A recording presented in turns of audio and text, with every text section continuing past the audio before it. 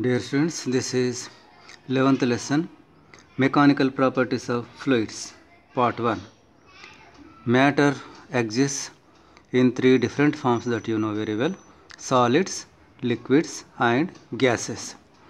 Liquids and gases collectively called as fluids because both have a common property of flowing. Now, large property of earth, animals and plants consists of fluids.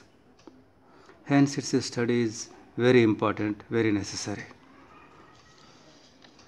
Then, in the previous lesson, we have studied mechanical properties of solids, and now you are going to deal with the fluids. How fluids are different from solids. Let us see that. First, we have chosen just two parameters.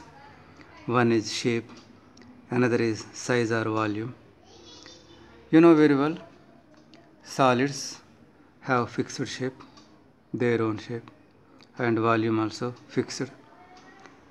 When you go for liquids, they have no their own shape. They assume the shape of the container, but they have fixed volume. Whether 1 liter milk is poured in a large container or small container, its volume doesn't change. Now, gases. Gases also have no definite shape, assumes container shape, and when you come to volume, they have no definite volume also. Here, liquids have definite volume, so 1 liter means 1 liter, that's all. But gases, if it is kept in 1 liter container, it will occupy 1 liter volume. If it is kept in 10 liters container, it will occupy 10 liters volume. So it occupies as much volume as possible. It tries to occupy as much volume as available. Now, in another aspect, how fluids are different from solids, let us see. For that purpose, the parameters chosen are longitudinal stress, shear stress, hydrostatic stress. Longitudinal stress, produces change in length. Solids have length, so it has meaning. But liquids have no length. Liquids or gases, they have no length because they have no their own shape. So they cannot have longitudinal strain. Now, shear stress. Shear stress produces change in shape. It doesn't change volume, but it changes just shape. Here, diagram is given. When the force applied parallel to the surface, that is called shear force. The bottom surface is fixed. The bottom surface is fixed, and the upper surface, on the upper surface, shear force is applied. Then the top surface displaced by some amount, that is delta x. This is the linear displacement, and here the vertical face has undergone angular displacement theta. So we say it has undergone shear strain. But similarly, now is such a shear strain possible in liquids and gases? See, here it is possible, but what about liquids and gases? By producing shear force can we cause shear strains in liquid and gases? That is our topic. Now, you take a glass plate, over that you take some amount of water, and on that you place another glass plate. And see, this is the fluid film between the two glass plates, and it is in the shape rectangle shape. So if you keep the downward glass plate fixed and you move the upper glass plate slightly, applying small force, then its shape becomes parallelogram shape. So this you can take as shear strain, but when you compare this with this, to produce just 1 millimeter of displacement, kilonewtons of force is required here. But here, to cause a lot of shear strain, very small amount of force, million times small compared to this, million times small force causes a lot of shear strain here. So also the same with gases. Now, why like this? The reason is, in solids, the interatomic distance is very less. Atoms are very close to each other. As the distance is very less, the interatomic force is very large. This interatomic force acts as restoring force. Whenever you produce deformation, this interatomic force opposes that, and this interatomic force tries to bring back, to regain its original shape. But such restoring force is very less in liquids and gases. Why? Because the distance between the liquid molecules and gas molecules, the distance is very large. As the distance is very large, the force between them becomes very less. That's why they offer very low resistance to the deforming force. That's why whenever you apply deforming force, the liquids and gases, instead of opposing your attempt, they just move in the direction of force. They just flow in the direction of force. Under the heading pressure, two examples are given. Let us consider those. A sharp needle, when pressed against our skin, pierces it. Our skin, however, remains intact when a blunt object with a wider contact area, say the back of a spoon, is pressed against it with the same force. See, force here and here same, but the surface area different. A sharp needle has very small surface area. That's why it pierces into our skin. Whereas the spoon, it has large surface area and we do not feel any pain at all. He has given another example, interesting example is given. If an elephant were to step on a man's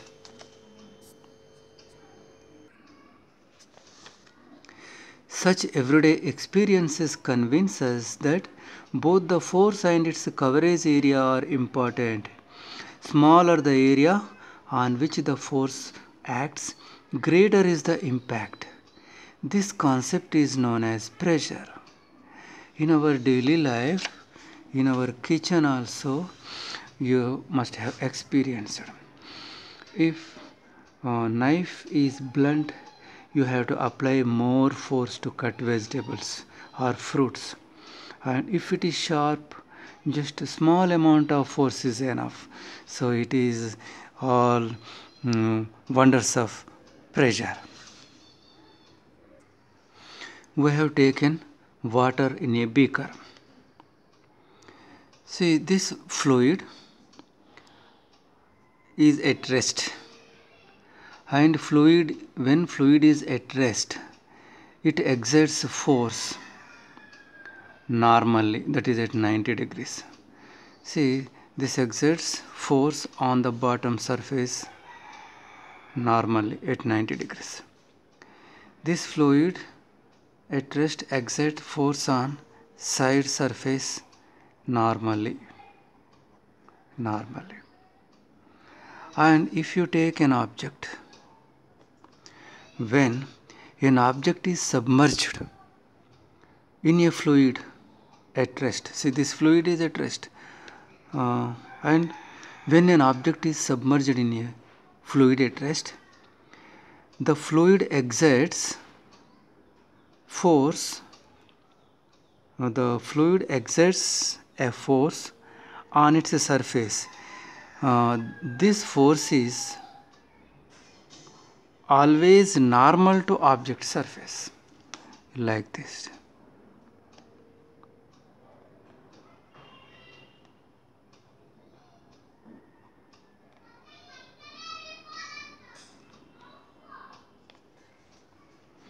This is very important characteristic of fluids. When an object is submerged in a fluid at rest, not fluid flowing, fluid at rest. When an object is submerged in a fluid at rest, number 1, the fluid exerts a force on its surface. Here we have taken a round object. On its entire surface, our fluid is exerting force. If you take this arrow mark, you say fluid exerts downward pressure. If you consider this arrow mark, you say fluids exerts upward force. If you consider this arrow mark and this arrow mark, you say fluids exerts sideways pressure.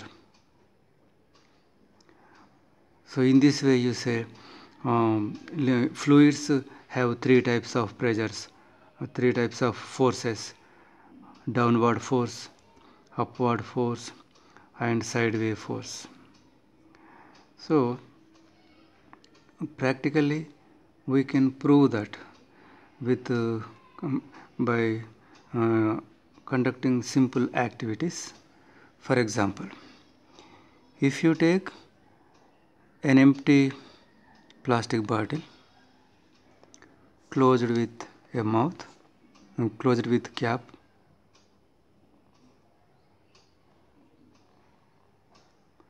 and you immerse in this liquid, immerse in the water and press it downward, you will feel a force pushing it upward. That is force of buoyancy.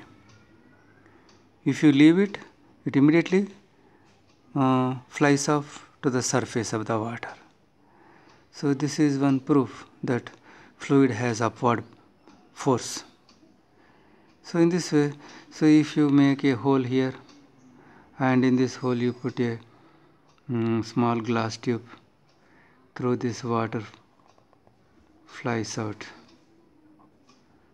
This is an activity to show that fluid have sideways force. So in this way, the fluid exerts a force on its surface. That is the first point. Second one, this force is always normal to the object's surface. See, here this is the surface, and to that it is at 90 degrees. Here this is its surface, to that it is at 90 degrees. Here this is the surface, to it is at 90 degrees. In this way, whenever you immerse a body in fluid, first it exerts force. Second, it exerts force in the normal direction.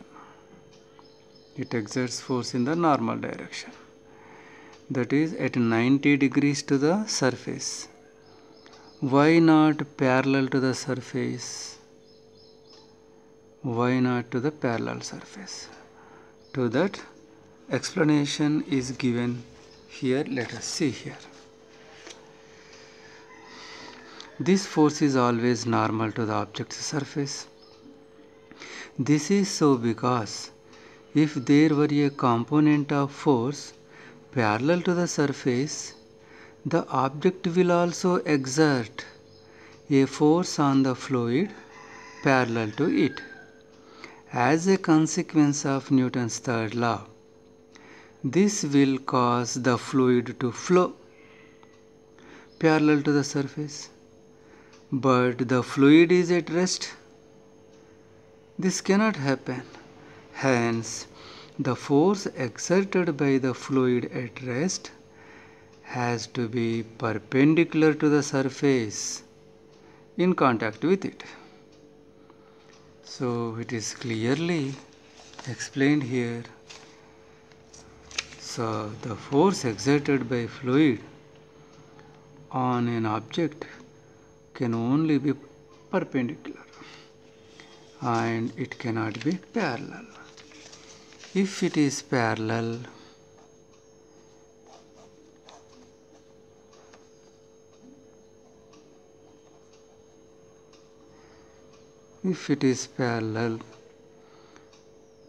then the object surface also, by Newton's third law, it opposes. Therefore, in opposite direction, this surface produces another force. So this is the force exerted by fluid, and this is the opposing force exerted by the solid object. So now what happens? The action-reaction pair. So the net effect is, see here in this, the reaction force, here see, the net result is not zero. So the reaction force exerted by the solid surface tries to move the fluid, but the solid is at rest, it is not flowing. Therefore, here the fluid exerts force on an object always at 90 degrees. Okay, then can we measure the normal force exerted by the fluid? Yes, we can. See here, a device is designed like this. This is cylinder. Inside a piston is kept. This piston can move freely to and fro, and the bottom surface and the piston are connected by a spring, and inside air is removed, so that just it is evacuated. So here, when this device immersed in water, see, perpendicular to its surface, this fluid exerts force. So these three sides are fixed, they do not move, but here piston is there, this can easily move. So this force presses the piston inward. The spring is compressed. By measuring its compression, we can find the normal force. We can measure the normal force. There is Hooke's law to measure. What is Hooke's law? F is equal to minus kx. K is a constant. That means force is directly proportional to displacement. That is, here the compression in the spring, more the force, more will be the compression. So measuring the compression, you can measure the normal force acting. Okay. Now again let us come back. Here in this example, for the same object, the same object was placed on the ground in different surfaces, and for that you have calculated force by area values, and the values are different. As the surface area decreased, F by A value increased. So now you are going to define the force by area as pressure. You have to introduce a new physical quantity, pressure, and that is defined as force divided by area, because it has got lot of importance in our daily life. So and after this, we immediately did not define the pressure. After considering this, we went for another topic, that is when an object is immersed in water, fluid exerts force on the object at 90 degrees normally. So that normal also important. Why means here actually our concern is to measure the pressure exerted by not we don't want to find pressure exerted by the solids. We want to measure pressure exerted by the liquids, fluids. That's why we consider this now. So the same force by area only you will be considering, but here the force is normal force, because fluids exert force always normal to object's surface. Therefore here this force is not just force, but this is normal force. This is normal force. And now first we define average pressure. Normal force acting per unit area is called average pressure. Formula normal force divided by area. Afterwards we define just pressure. This is defined as a change in force by change in area with limit delta A tends to 0. If it is defined in this way, we call it as pressure. So whether it is average pressure or instantaneous pressure, the SI unit is same. What is the SI unit?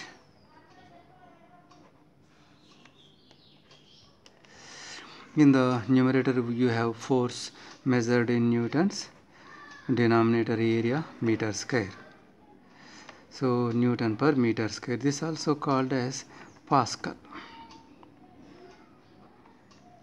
or PA, Pascal. So pressure is measured in pascals. Now there are several units.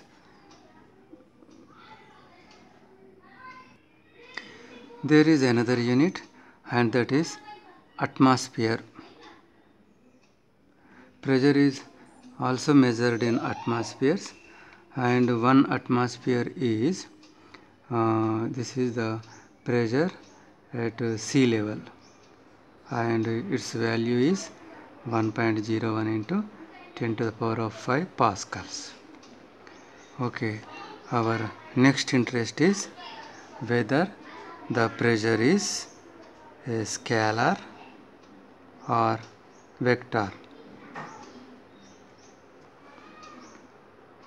See, looking at the equation, we get some idea. For example, F is equal to ma, Newton's second law. Acceleration is vector, mass is scalar. This vector multiplied by a scalar, just so that just its magnitude gets increased, but direction will be the same. Therefore this also becomes a vector. Like that, looking at the equation, we can guess. So if we look at this equation here, in the numerator you find force. Force is a vector, but this is not a vector force. This is just normal component of force. This is normal force, that is normal component of force. I will give you explanation. See, vector force is expressed as Fxi, Fij, Fzk. You know very well. Fx is its x component, Fy its y component, Fz component of force along z axis, component of force along y axis, like that. Fx, Fy, Fz are not vectors. These are components. Just like that, here in the numerator you did not take the vector force. You have taken normal component. See here, here you have taken here. No? See here, our fluid is exerting force on the object. So this force you have taken just a normal component of the force.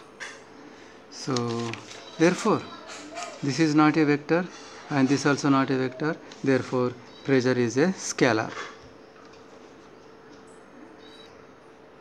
Whether it is a solid, liquid or gas, all of these have density, and density is equal to mass by volume.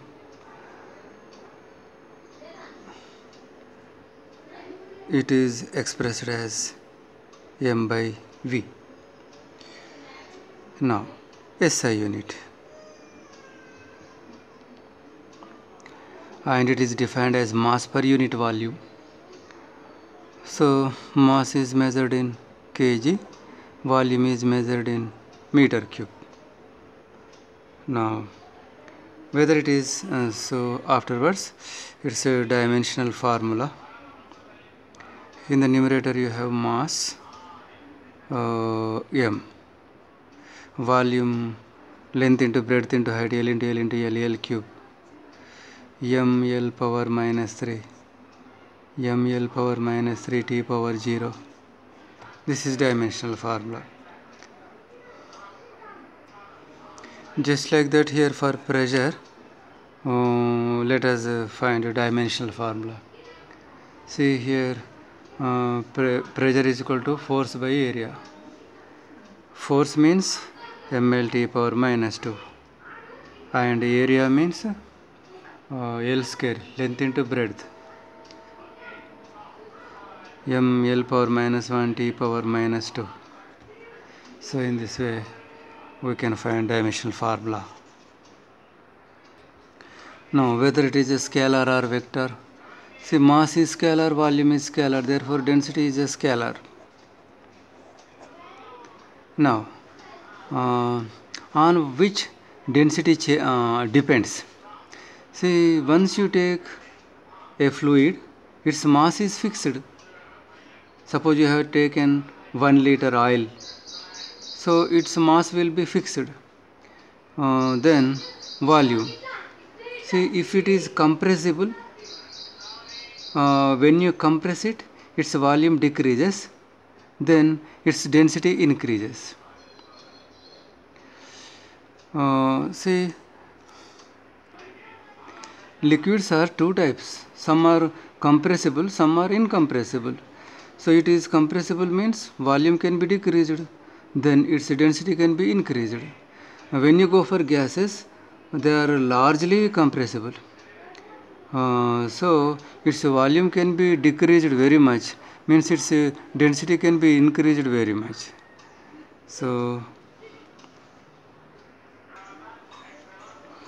a liquid is largely incompressible, and its density is therefore nearly constant at all pressures. If it is incompressible, volume remains constant. If volume remains constant, density remains constant at all pressures. Next, gases. Gases on the other hand exhibit a large variation in densities with pressure, because these gases are compressible, so they decrease. When you compress, volume decreases, density increases. That's why they exhibit large variation in densities with pressure. That is, when you apply pressure on gas, its volume decreases. When its volume decreases, its density increases.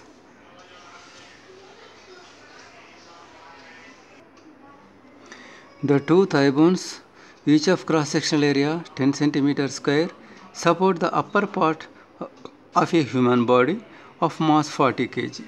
Estimate the average pressure sustained by the femurs. The formula for average pressure is PAV is equal to normal force by area. So normal force is nothing but mg by area. So mass is 40 kg and g value 10 divided by A. So cross sectional area is 10 plus 10, 20 centimeter square. Therefore 20 into centi means 10 power minus 2 whole square. So dividing the normal force divided by the area, we get 2 into 10 power 5 Newton per meter square. This is the average pressure. Let us consider Pascal's law. Fluid at rest exerts same pressure at all points if they are at the same height or depth.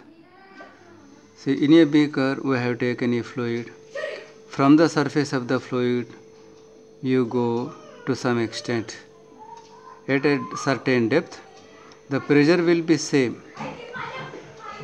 See, this prism shaped object is we are considering three faces. This face, the bottom face, and this face. We will be considering these three faces, and we assume that the three faces are at the same level. So if the three faces are at the same level, pressure on the faces will be same. Okay, that we have to prove.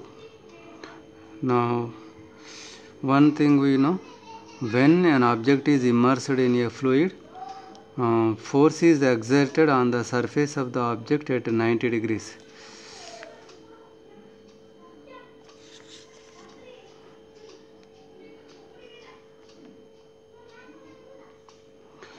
This is ABC right angle triangle side. Opposite to capital A vertex is small a, this small b, and this small c.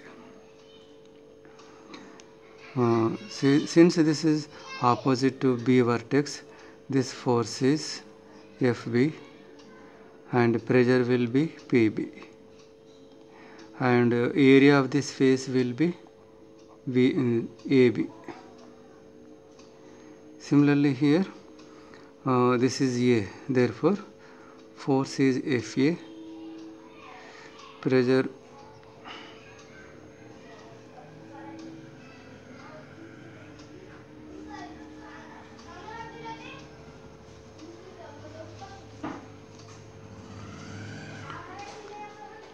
and area, this area, this side, this face, considering this face, on this since this face is opposite to C vertex, we assign small c, force is FC, pressure PC, area AC. Now for this right angle triangle, if we write cos theta 2 adjacent by hypotenuse, first consider forces. Here FA force and on hypotenuse FB force.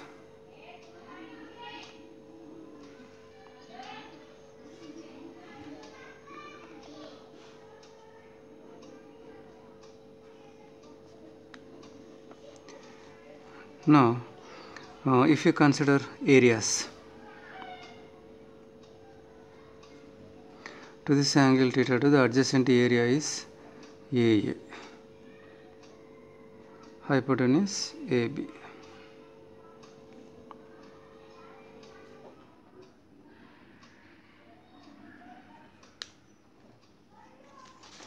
Now dividing first equation FA by AA.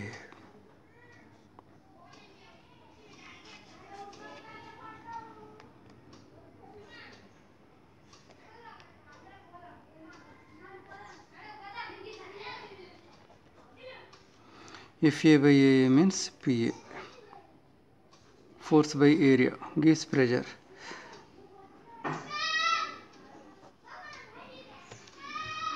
Now let us write cos theta 1.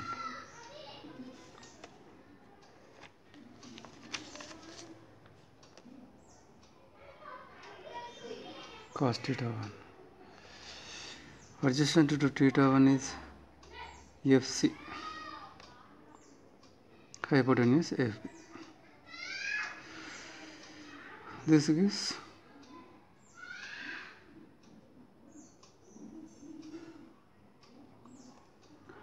writing for areas.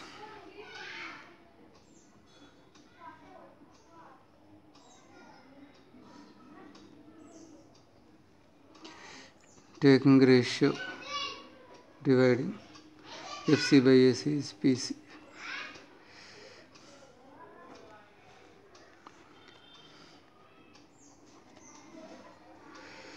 Now PA is equal to PB, PB is equal to PC.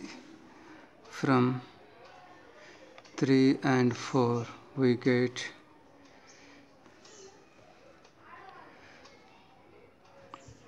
so we have proved on the three faces which are at same height have same pressures, hence Pascal's law verified.